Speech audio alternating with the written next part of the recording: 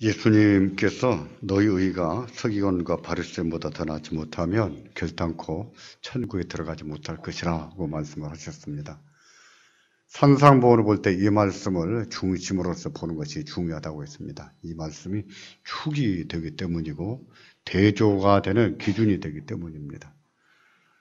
이 말씀을 잘못 이해하면 서기관이나 바리새인보다 착한 일을 더 많이 해야 천국에 들어갈 수 있다 하는 뜻으로 생각할 수가 있습니다. 서기관과 바리새인들도 의로운데 그들보다 더 의로워야 천국에 들어갈 수 있다 하는 뜻으로 이해할 수 있다는 것입니다. 그러나 그 말씀은 그런 뜻이 아니라고 했습니다. 서기관이나 바리새인들이 의롭다는 뜻이 아니라고 했었지요. 또 우리가 다른 사람과 비교해서 조금 더 착하게 살았다고 해서 천국에 들어가는 것도 아니라는 것을 우리가 알아야 될 겁니다. 이 말씀은요, 서기관과 바리새인들이 주장하는 의가 하나님이 말씀하신 의가 아니라는 뜻이에요. 자기들은 이렇게 살아야 된다고, 이것이 의롭다고 말을 했지만 하나님은 그게 의가 아니다. 이렇게 말씀하신 거예요. 그러므로 서기관이나 바리새인들의 그런 가르침을 배우면 안 됩니다. 그렇게 따라가면 안 됩니다. 그러기가 쉬운데 그렇게 따르면 안 됩니다. 어떻게 믿어야 되는가? 또 의로운 것이 어떤 것인가? 하는 것을 말씀하실 때 예수님은 6가지 예를 들어서 대조해 보였습니다.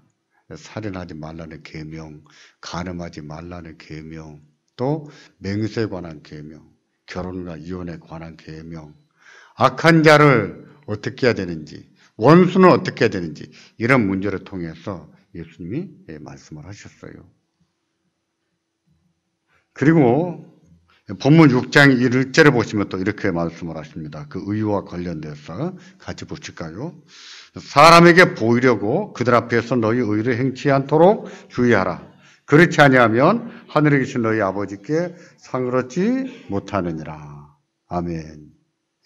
이 말씀이 먼저 전제하는 것은요, 그리스도인의 마음에 있는 의는 행동이 돼야 된다는 겁니다. 우리가 가지고 있는 그 의로움이라고 하는 것, 그것은 믿음인데 그 믿음은 행동으로 나타나야 된다는 것을 전제하는 거예요. 그런데 행동할 때 동기가 중요하다는 거예요. 사람에게 보이려고 하는 동기. 그렇게 하지 않아야 된다 하고 말씀하신 것이죠. 사람들에게 자랑하고 싶어서, 생색내고 싶어서, 잘난 척하고 싶어서, 좀 잘한다는 칭찬을 받고 싶어서 의를 행해서는 안 된다는 것입니다. 만일 그런 마음으로 한다면 하늘에 계신 너희 아버지로부터 상을 받지 못한다고 하셨어요. 그런 동기, 사람에게 보이려는 동기로 한다면 그것은 한마디로 가짜라는 뜻입니다. 자기는 그렇게 살았어요. 살았는데 그것은 하나님과 상관이 없는 거예요. 나중에 보십시오.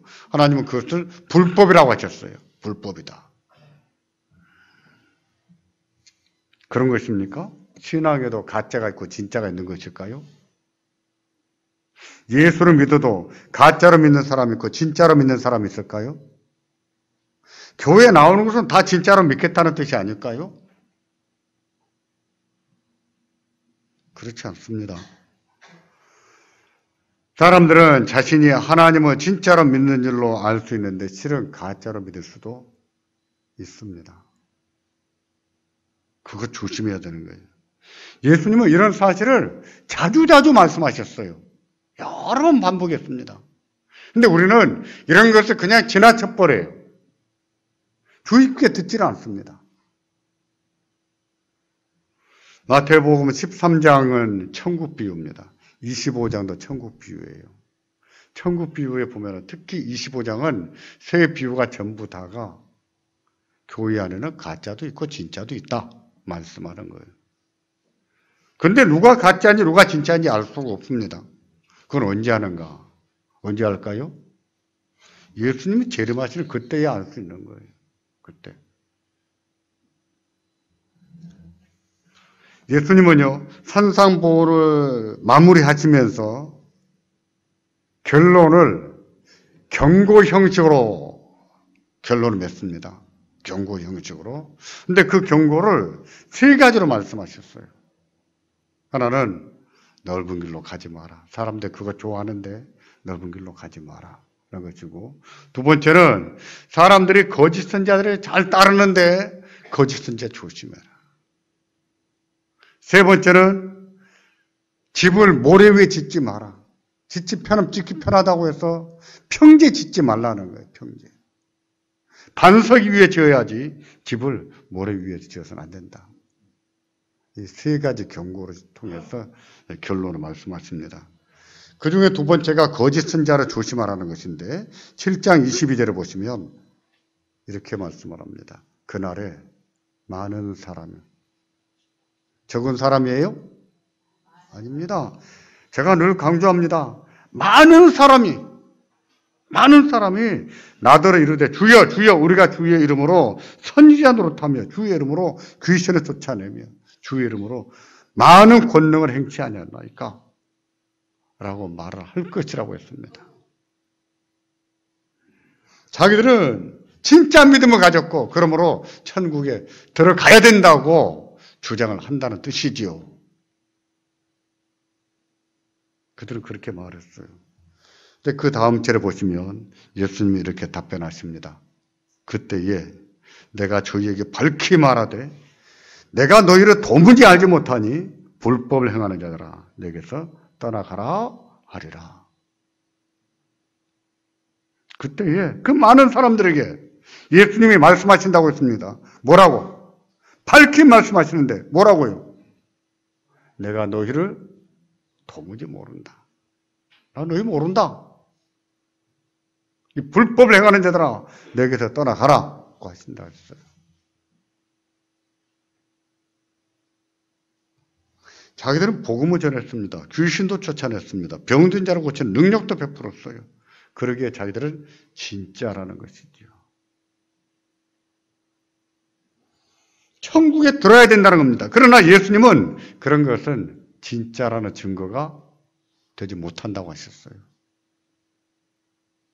그렇다고 그게 진짜라고? 그게 진짜라는 증거가 못 된다는 겁니다.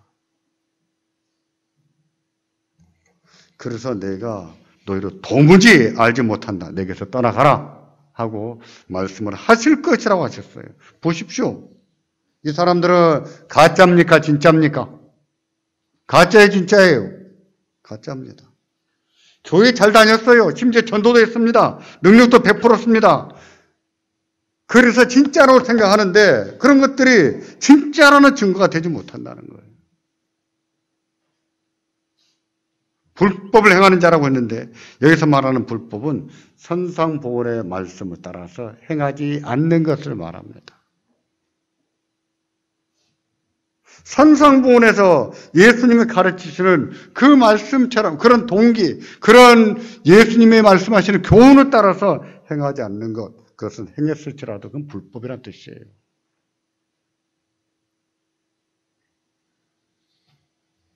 그런데 세상 끝날에 가서 보면 그런 사람이 많을 것이라고 하셨습니다. 많을 것이라. 제가 여러 해 전에 거듭남에 대한 설교를 여러 주 한 10번 하지 않았나 싶어요. 매주. 그때 이 말씀을 많이 강조했습니다. 자신을 살펴봐야 된다고. 조심해야 된다고.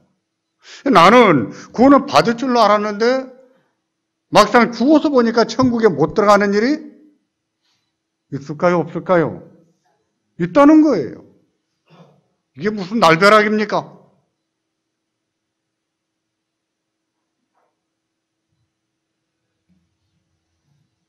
그렇다면 우리의 믿음이 진짜인지 가짜인지 어떻게 할까요? 우리가 진짜 믿음을 가졌다면 어떻게 행할까요? 예수님께서 이것을 말씀하실 때 그 예로 세 가지를 들어서 말씀을 하십니다. 먼저는 구제이고 두 번째는 기도를 통해서 세 번째는 금식을 통해서 말씀을 하십니다. 구제와 기도와 금식을 예로 들어서 진짜와 가짜가 어떻게 다른지 말씀을 하신 거예요. 우리도 이 말씀을 통해서 우리가 어떤 믿음을 가지고 있는지, 우리가 진짜 믿음을 가졌다면 어떻게 행해야 되는지 배우는 기회가 되기를 주의 이름으로 축원합니다. 오늘은 이 세 가지 중에서 구제에 대해서 상고하겠습니다. 6장 1절입니다. 같이 봉독하겠습니다.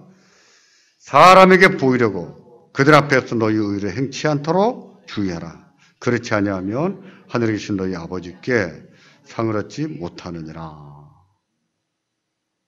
사람에게 보이려고 그들 앞에서 너희 의를 행치 않도록 주의하라. 이 말씀은 동기의 순수성을 요구하는 거예요. 구제를 하는데 어떤 동기로 하는가? 기도하는데 뭘 바라고 기도하는가? 금식을 하는데 사람에게 보이려고 하는가? 하나님에게 보이려고 하는가? 뭘 바라고 하는가?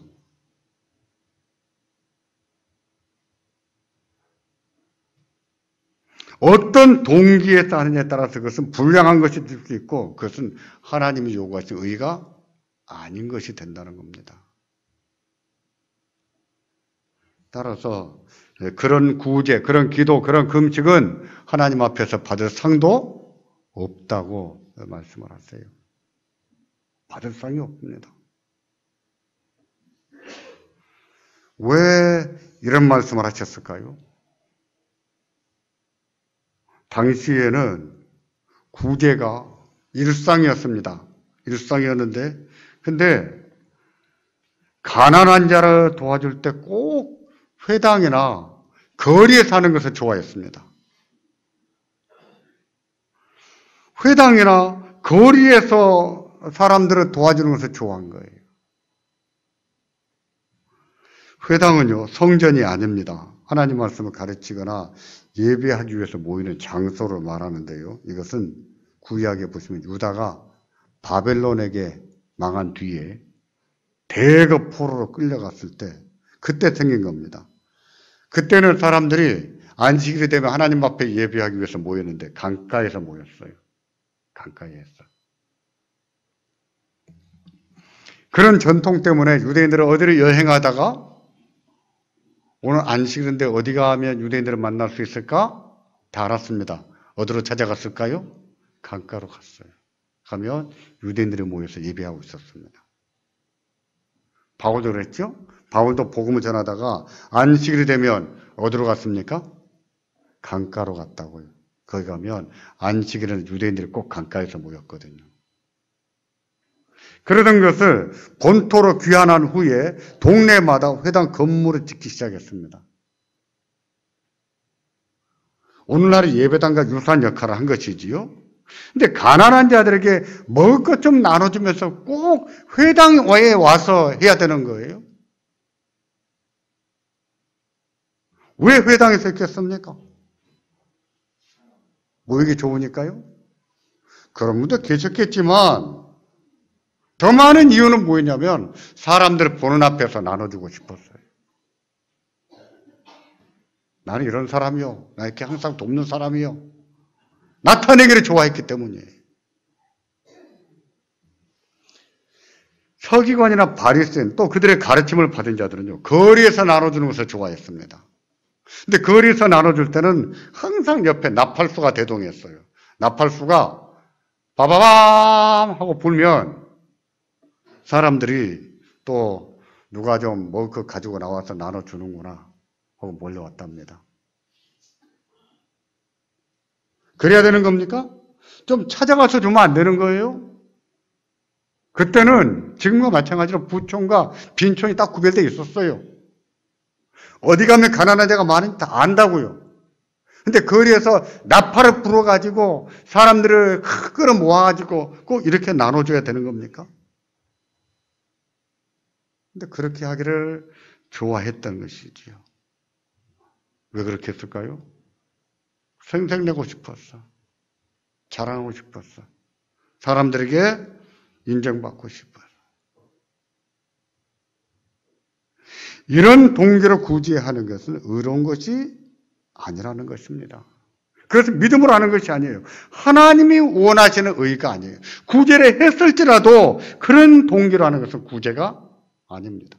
하나님이 보시는 구제가 아니에요. 하나님이 원하시는 구제가 아니에요. 그런 것은 가짜라는 거죠. 그래서 하나님 앞에 상 받을 것도 없다고 말씀하십니다. 하나님이 축복해 주실 것도 없다는 거예요. 따라서 하나님과 관계가 있습니까? 없습니까? 없는 거지요. 없습니다. 그래서 예수님의 본문에 보면 너희 앞에 나팔을 불지 마라. 그렇습니다. 뭐라고 하셨다고요? 너희 앞에 나팔을 불지 마라. 우리도 이런 대화를 쓸 때가 있죠. 누가 잘난 체를 막 했으면 아는 소리 했다고 그러면 돌아서면 한마디 합니다. 뭐라고 합니까? 나발 불고 있네. 그러잖아요? 똑같은 거예요. 똑같은 뜻으로 예수님이 너희 나팔을 불지 마라. 그러신 거예요. 우리가 주의해야 됩니다. 우리가 진짜 믿음을 가졌다면, 우리가 하나님의 의를 전가받은 자라면 사람에게 보이려고 하지 않도록 정말 주의해야 돼요. 그런 분들은 구제를 해도 상을 받지 못합니다. 없습니다. 특히 누군가를 도울 때는요, 그 사람의 인격이나 자존심에 대한 배려가 필요해요. 그들이 가난해서 얻어먹을 것을 얻으러 온다 할지라도 인격이 있습니다. 자존심이 있어요. 자식들을 위해서 자존심 내려놓고 그거 얻으러 오는 거예요. 거기에 대놓고 인격을 짓밟고 자존심에 상처를 줍니까? 하지 않으면 못한 거예요. 세심한 배려가 필요한 겁니다. 도움 받는 사람에 대한 배려. 세심한 배려가 필요해요. 저희 교회에도 매주 화요일이 되면 이렇게 돈 몇 푼 얻으러 오신 분들이 계세요. 근데 그분들에게 매주 오면 힘드시니까 2주에 한 번 오시게 합니다. 그럼에도 매주 오신 분도 있는데 화요일 날 오실 때에 저희가 2주에 한 번 오시게 하고 1,000원씩 드립니다. 근데 드릴 때도 제가 교육자들한테 꼭 얘기합니다. 우리 사무실 계단이 몇 개지요? 2개예요. 계단 위에서 드리지 말고 계단 밑에 내려가서 2손으로 드리게 합니다. 그 어른들이 돈 1,000원 얻으러 오셔도 다 자존심이 있어요. 그분들 인격이 있다고요. 그분들이 자존심이 없어서 그런 거 아니에요. 살기 힘들어서 오신 분들. 그 살기 힘들어하는 사람들의 자존심을 건듭니까? 그건 구제가 아니지.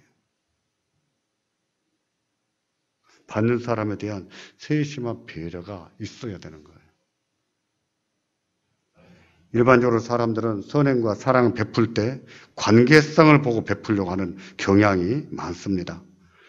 누군가를 도와준다면 모르는 사람보다 아는 사람을 도와주고 또 자신과 가까운 사람을 도와주고 싶어 합니다. 또 도와주면서 그래도 자기를 좀 알아주든지 자기한테 이 다음에 도움이 좀 되겠는지 보답을 할 만한지 많은 생각을 하고 도와주기도 하지요. 만약 이런 식으로 어려운 사람을 도와준다면 그것은 사람에게 보이는 것일까요? 하나님 앞에 보이는 것일까요? 누구한테 보이는 겁니까? 사람에게 보이는 거지. 예수님은 구제를 했다 안 했다 가지고 불법을 말씀하신 것이 아니에요. 어떤 동기를 했느냐를 가지고 불법을 말씀하신 거예요. 이런 것을 보면 우리가 얼마나 세심하게 배워야 되는지 얼마나 세심하게 배워야 되는지 알 수가 있잖아요. 하나님의 의는 이런 것이에요. 상대방의 인격이 못오고 당하든지 말든지 자존심에 상처를 입든지 말든지 내가 주고 싶은 대로 주면 되는 것이 아니라 그 사람에 대한 세심한 배려, 그들을 존중하면서 사랑하는 마음으로. 이게 하나님의 의입니다. 하나님의 의는 이렇게 지행이 되는 거예요.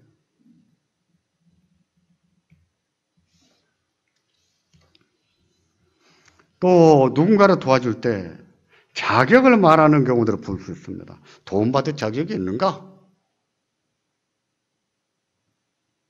교회 잘 나오는가? 신앙생활 잘하는가? 이런 점들을 살펴봐서 자격이 있다 싶은 사람만 도와주고 싶어 하는 것이지. 열심히 살고 있다든지 교회 출석을 잘한다든지 그래야 도와주고, 그렇지 않으면 열심히 안 사는 것 같아요. 그 출석도 안 좋습니다. 그러면 자격이 안 돼. 대상에서 빼버리려고 하죠. 하나님의 의가 이런 것입니까? 어려운 사람 도우면서 이런 식으로 자격을 따져보고 도와야 될까요? 그런 방식은 세상에서나 통용이 돼야 되겠죠. 세리나 이방인들은 그 정도는 합니다. 교회가 이런 식으로 해버리면 그 교회는 세리와 이방인의 교회지 하나님의 교회가 될 수가 없는 거죠. 교회가 이런 식으로 하면 그 치사한 거예요. 진짜 치사한 겁니다. 그것은 하나님 말씀을 포기한 것이죠. 하나님 말씀. 하나님 말씀대로 구제를 하고 하나님 말씀대로 기도하고 하나님 말씀대로 가난한 자도 돕고 살아야 되는데 하나님이 원하는 방식이 아니에요. 그게 무슨 교회입니까? 세상 사람도 그렇게 해요.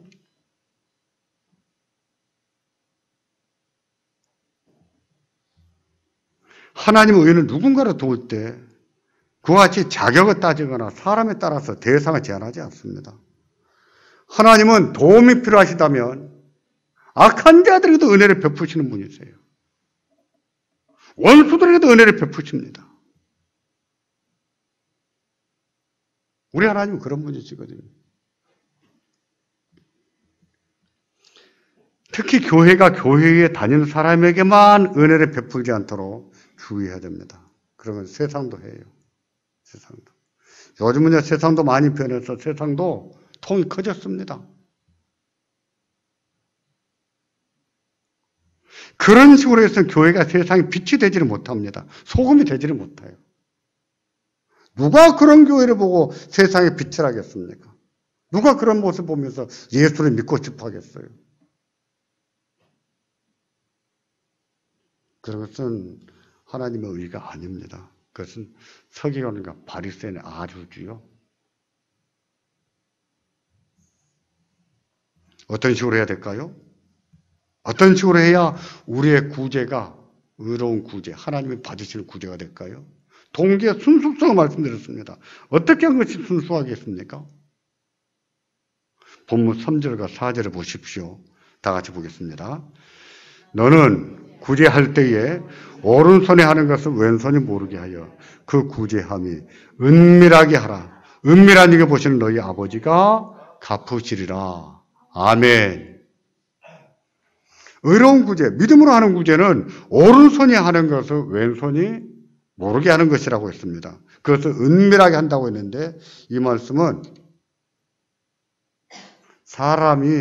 사람들 앞에서 생색내지 않는 쪽이지요.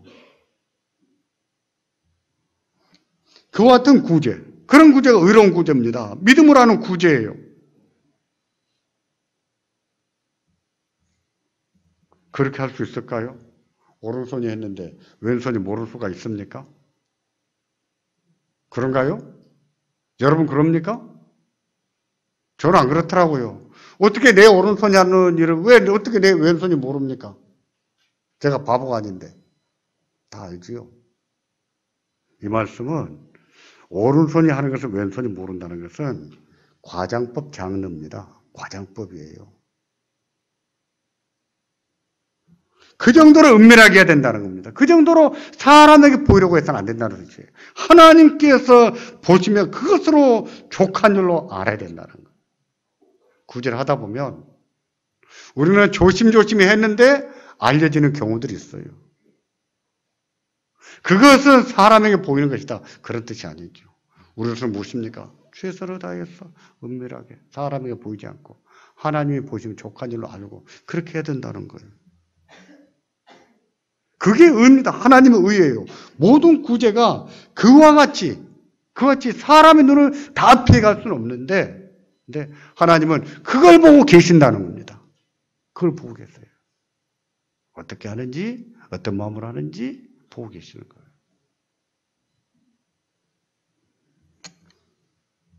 그런 분들에게 상의했습니다. 하나님이 기억하세요. 기억하시고 하나님이 갚아주십니다. 믿으시기 바랍니다. 갚아주세요. 성경은 가난한 사람을 돕는 일에 대해서 광범위하게 교훈합니다. 아주 광범위해요. 구약 성경을 보면 11조금의 종류는 두 가지가 있습니다. 그 중에 하나는 매년 하는 11조예요. 매년 하는 11조는 레위인들을 위해서 드리는 11조입니다. 레위인들의 생활비로 쓰게 하는 것이고, 두 번째 11조는 3년에 한 번 드리는 거예요. 3년마다 한 번씩 더 드리는 11조인데 이것은 고아나 과부와 개종자들을 돕는 데 쓰게 했습니다. 요즘 말로 하면 구제헌금 여기에 해당하겠죠. 구제헌금을 어느 정도 했냐면 3년에 한 번에 11조만큼 한 거죠. 그리고 4년에 한 번은요, 농산물을 그 가난한 자들을 돕는 데 사용했다 그래요. 가난한 자들을.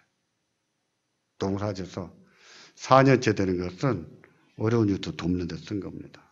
그리고 과일 농사 짓는 사람들은 과일을 거둘 때도 까치밥을 남겨놓는 것이 아니라 손이 닿는 지역에 과일을 남겨둬야 했습니다. 누구를 위해서요? 여행하는 나그네들을 배려하기 위해서. 요즘은 그런 거 안 합니다만 저희가 중학교 때는 그런 거였어요. 보리 추수할 때, 벼 추수할 때 되면 학교에서 이삭줍기를 했습니다. 기억나시죠? 그러면 오후 시간은 밭에 가서 수학 끝나고 난 그 밭에 가서 다 이삭을 걷어가지고 모아서 고아원에 보내주고 이렇게 했던 기억이 납니다. 근데 밭주인이 추수하고 있는데 뒤에서 주우면은요, 요거도 먹지요. 쫓겨납니다. 근데 구약의 성도들은 아니었어요. 누구 집에 추수한대 하면은 가난한 자들은 그날 축제였어요.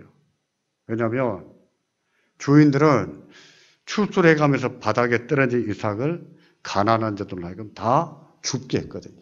그게 율법이에요. 보아스 보세요. 보아스는 룻이 줍는 것을 보고 뭐라고 치겠습니까?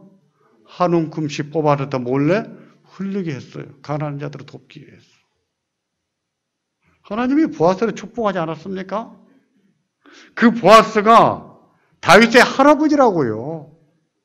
하나님이 그 자손을 축복해서 그 죽을 뻔한 다윗을 살려내서 다윗을 왕으로 삼으셨다고. 하나님이 기억하시고 다 갚아주신 거예요. 하나님 보고 계신 것이죠.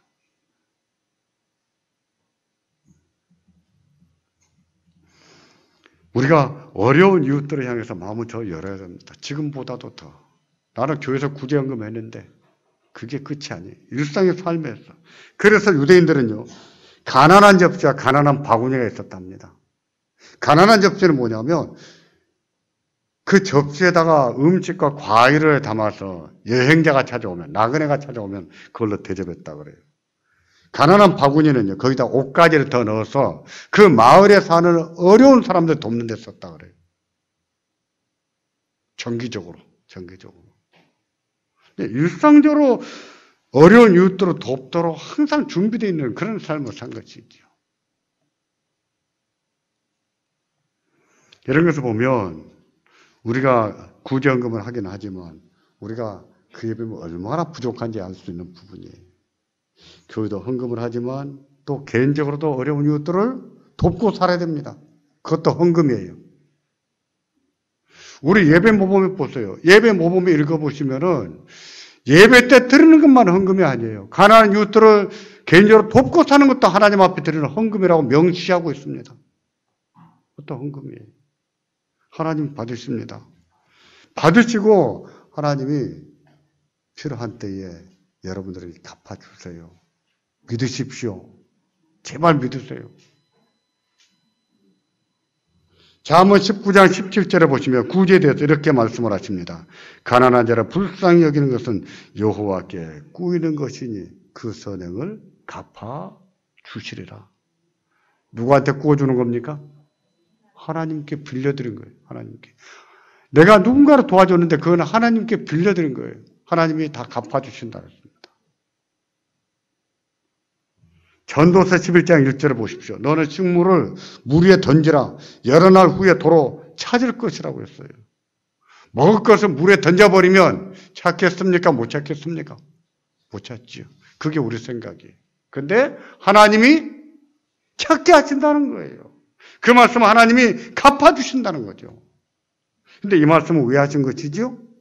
앞뒤의 문맥을 보면 인간은 재앙을 피해갈 수 없다는 겁니다. 재앙이 없는 인생이 없다는 거예요. 재앙이 없는 인생은 없습니다. 우리가 예수를 믿는다고 해서 재앙을 안 당할 줄 압니까? 믿어도 재앙을 당할 때가 있는 거예요. 근데 그 재앙 당할 일을 대비하고 살라는 뜻으로 식물을 물 위에 던져라 하고 말씀하고 가난한 자 돕고 살란 겁니다. 그리하면 우리가 원치 않은 재앙을 만났을 때 하나님이 그날에 너희에게 갚아주실 것이다. 하나님이 갚아주신다 그랬어요. 여러분 하나님을 믿으시기 바랍니다.